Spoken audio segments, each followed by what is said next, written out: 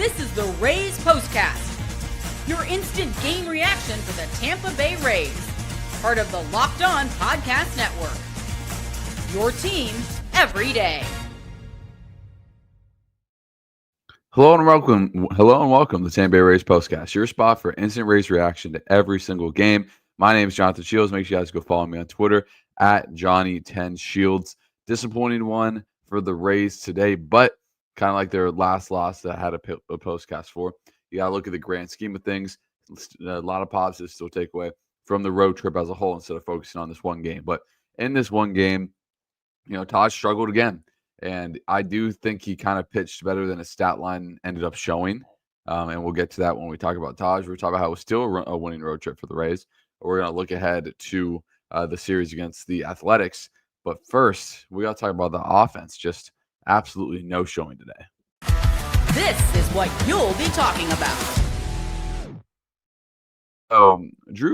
Dean Kramer owns the Rays, and it's something that we talked about yesterday on the postcast about how the Rays have struggled against him. Struggled against him the last time when he pitched in Steinbrenner. Struggled against him last year. So, this is not a new thing for the Rays, but he was just in command. It was 7 innings, 3 hits, no runs, and 6 strikeouts. And, we're going to get to our turning point early in this one. Time to reveal where the game was won or lost. It's the turning point. The Rays kind of only threat in this game. They only got a runner's in scoring position one time. And it was in the first inning when Lowe singled, or Josh Lowe again singled. He had a really nice at-bat the first at-bat. Last strikeout, and then Yandy got on. So you have first and second, 1 out, and you have Aranda and Mangum coming up, and Mangum's almost hitting 500 with runners in score position. Obviously, Jonathan Aranda has been fantastic this year, and the Rays couldn't cash in. And I thought early that was kind of a pivotal spot. And then the Rays proceeded to go 1, 2, 3 in the second, the third, the fourth. They got one on, and actually Mangum did get on to the scoring position. I forgot he stole. So the Rays, they only got a runners in scoring position twice. But they went 1, 2, 3 in the second, the third, the fifth, the sixth, and the seventh before getting some more threats on. It was really a lot of the times, even in the Kansas City games where they didn't score the runs, maybe to break it open. And I know they swept them, but when it was a 3-0 game and stuff like that, the Rays provided constant pressure. It was because they're going like 2 for 10 with runners in scoring position or something. So this one was kind of the complete opposite. And it's not something to obviously sound the alarm bells on. The Rays are coming off a game, 2 games where they scored 8 runs and 11 runs. So, it was bound to even out at some point. But I guess it's just a little bit tougher when it comes against Baltimore. And ever since the Rays I think they went like 8. The Rays basically won the American League East one year because they were so dominant against Baltimore. They went like 18-1 back when Baltimore was really bad. Since then, Baltimore has really played well against the Rays the last 2.5 years. So it was, disappointing to lose the series. But if you look at it from kind of a whole thing, you realize since May 26th or whatever that number is for the Rays, that day is for the Rays, since they started this whole stretch, they have only lost 2 series, and they've only lost back-to-back games once. So you got to look at the bigger picture. They're still the best team in baseball since May 20th. And, I don't really see a lot of that changing. Now, you have a very advantageous series coming up against Athletics. A team that's scuffling. The Yankees just took 2 out of 3 against them. I guess it makes it sting a little more. The Yankees got back up to a 1.5 game up. But, the Rays, to me, this is a must-win series for the Rays. You get 3 against Athletics at home, your last home stretch before the All-Star break. And then you have a 10-game homestand or a 10-game road trip to end the first half of the year. And with those, it's tough to, stack games like that, because when you go to Boston for 4 to end the road trip, that is a tough ask. So, the Rays are going to need to do some really good things at home against Athletics. And obviously we'll break that series down a little bit later, but it is an opportunity for the Rays to keep what they've been doing. They've been really good at responding from losses. And this was one where they got their teeth kicked in a little bit. They were outplayed today. The Rays had no business being in this game. They were outplayed in kind of all facets of it. And now you have a chance to come back against a team you're more talented than, and a game where you're going to have the starting pitching advantage, and come out tomorrow and get a much needed win back at home, where it feels like even though it was just a week away, it feels like the Rays haven't been home forever. So I can't even imagine what it's going to feel like when they eventually have that 2-week stretch. So, something we'll briefly touch on now since a little bit less talking points this episode. So obviously it's been well documented that the Rays have a lot of road games left, and the Rays have continued to play well on the road. Again, every time you go on a road trip, the goal is to go 500 or go one game up. The Rays come back to Steinbrenner one more game above 500 than when they left the last time. So to me, that is a success. But so they go to Minnesota, to Detroit, to Boston after they play the Athletics. And then in the second half, you get that brutal stretch. So you open up the All-Star break at home, and then for 2, and then you go to Cincinnati, to New York, home against the Dodgers, to Anaheim to play the Angels, to Seattle, to Oakland, or not Oakland, to Sacramento now, and to San Francisco. That is, what is that? 1, 2, 3, 4, 5, 6, 7. That is 6 of 7 series on the road. So that is where this team's going to be make or break, because I think that they need to keep stacking up the wins for when they go on that 2-week stretch so they can avoid, kind of mutter around and be able to kind of hang around with still going, for example, 2 games under during that road trip, because it's going to be just such a brutal trip. But let's talk more about this game, obviously. But I did want to touch on that since we had a little bit more time in this game to do so. But for the Rays, just not a lot going, and it was stuff like Jonathan Ronda flat out 3 times, and I thought on 2 of them he just missed it, absolutely just missed it. And same with, I think, who was the other one that had one, like Danny Jansen getting robbed at the track is just brutal, right? It's just another kind of gut punch for the Rays in this one. But at the end of the day, the Rays did not do enough good things to put themselves in a position to succeed during this game. But let's talk about Taj, because another game where he allowed kind of 5 earned, and I talked about it yesterday. Taj has an opportunity to come out and kind of put together back-to-back really good starts, which he hasn't done really this year. Obviously, you could argue he had his best outing of his career. I wouldn't say that, but one of his best outings of his career. Like, he hasn't put together back-to-back kind of dominant starts really much this year. In May, he was better. He had a few back-to-back starts where he put up, 2 earned runs or less. But what killed him was the hits, and not all hits were created equal. One of the hits was a bunt single. One of the hits was Kobe Mayo when it hit off the handle and it went into center field, and the ball that was probably 70 off the bat. So, but there's still a good amount of hard hit balls, and that was the second time. I don't disagree with sending Taj back out for the 6th inning, but he immediately gets into trouble in the 6th inning. And, I thought Taj actually pitched better than giving up 5 runs, I guess. But, his strikeout numbers just really haven't been there this year for him. But the only reason why I said I wouldn't have maybe sent him out for the 6th is because in the 5th, he got roughed up. In the 5th,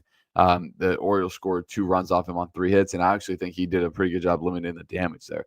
But in the 6th, it was immediately a double, and then an infield single, which I think was this one. In the 6th, it was, where they're going to give the single, I think it is to Sanchez, but I thought Brandon Lash should have came up with that ball. I actually made a great great play a little bit. I think it was in the bottom of the 8th before he hit the home run. But in that one, I felt like that was a play that he should at least needs to keep in the infield. If he doesn't, can't make the play, at least keep it in the infield. But that was able to put the Orioles up on top for good. But with Taj, I thought he didn't even walk that many today, and I thought his command was fine. It was just anytime Taj only walks 1 when he's had some of the battles that he has with command. Obviously, the 4 walk game against the Mets. He's given up. He had a stretch where he gave up. It was giving up at least 2 walks a game during a stretch this season, sometimes even more. Like I said, the 4 walks against the Mets, and only giving up 1, but that strikeout number only being at 2 is pretty concerning.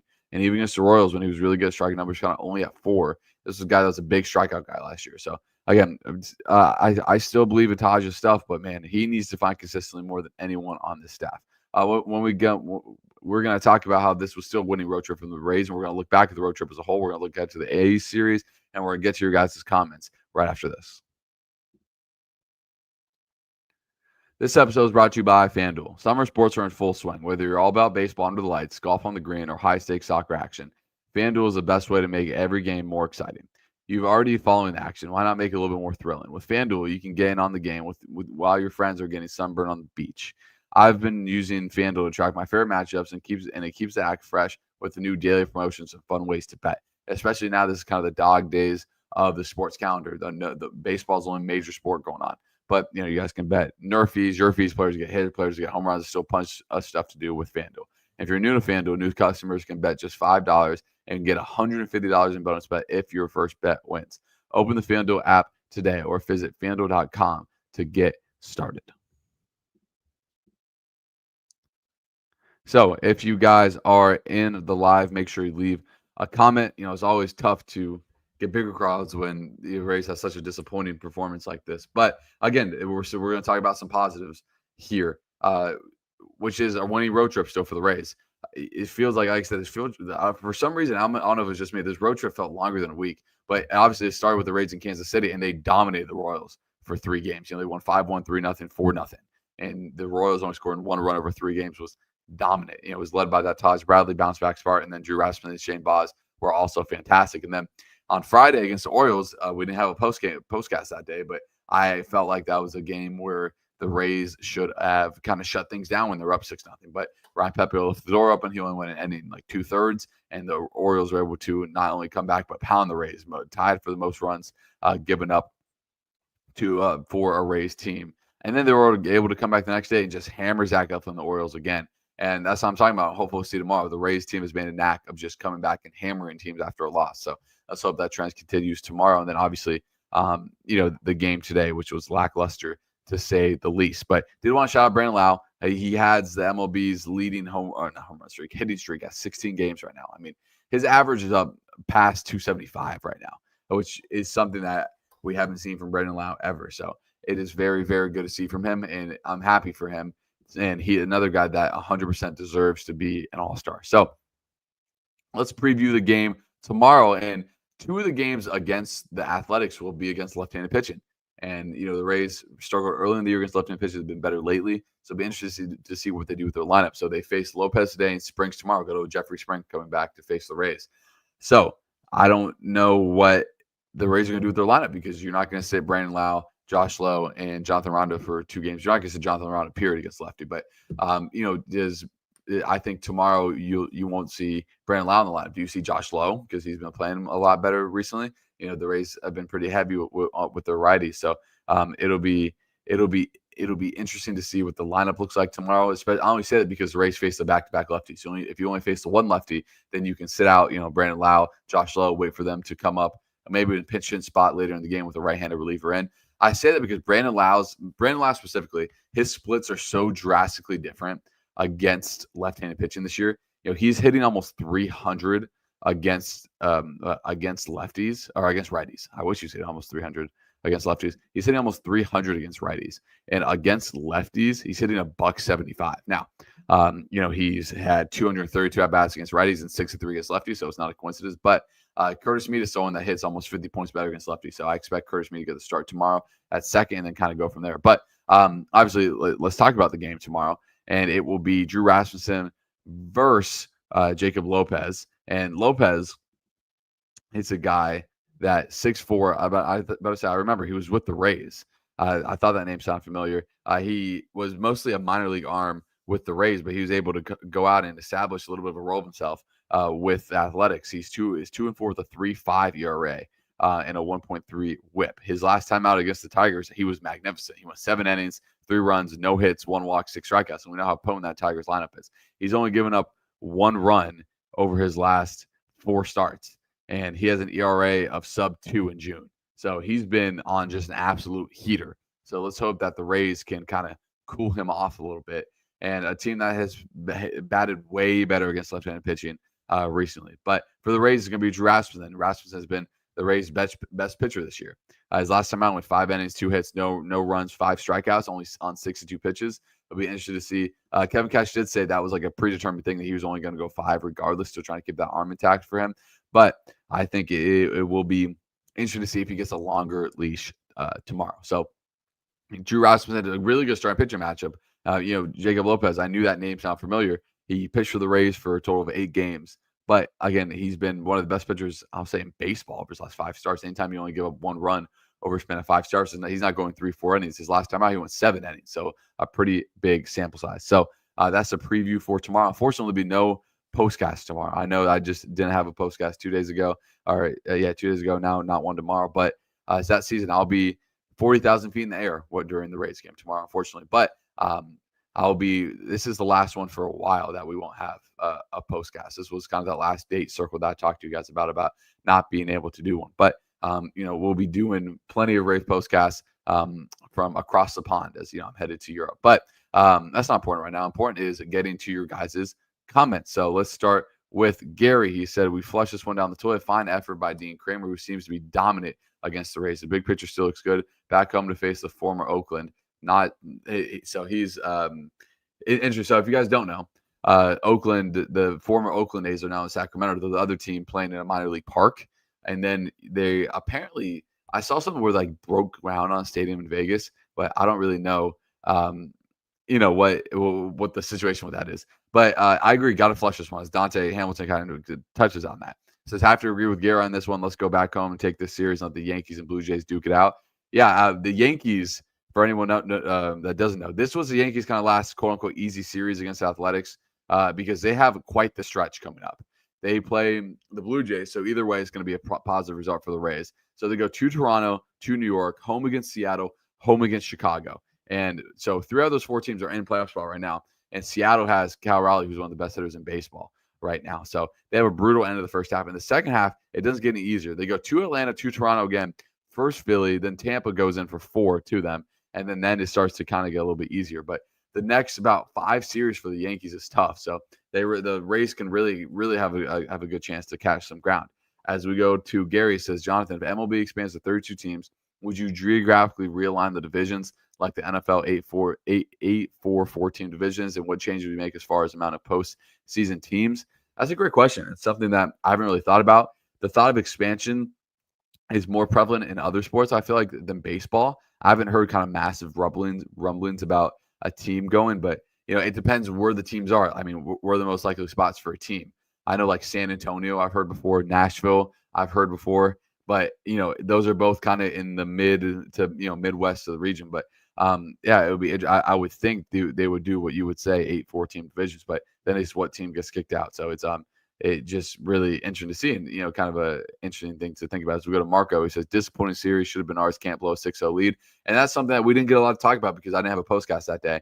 100% right. I mean, I kind of payback because the Orioles did blow that 8-0 lead, but it is a disappointing series because you're up 6-0. People, I mean, you're gonna look back on this game maybe even a year from now and see the score is 22-8, and forget the Rays were up 6-0 in control of the game with arguably their best pitcher on the mound. So I agree, gotta kind of shut that one down. Let's go to Rafi Palgon. Says maddening inconsistency by Taj. I'm afraid this is who he is and who he will be. I know he's still young, but frustrating to see him not progress. And this is something we talked a lot about yesterday, is how maddening his inconsistency is. And we went through his game log and said, okay, when was the last time he had back-to-back quote-unquote consistent starts? And you could argue he's really only done it one time this year.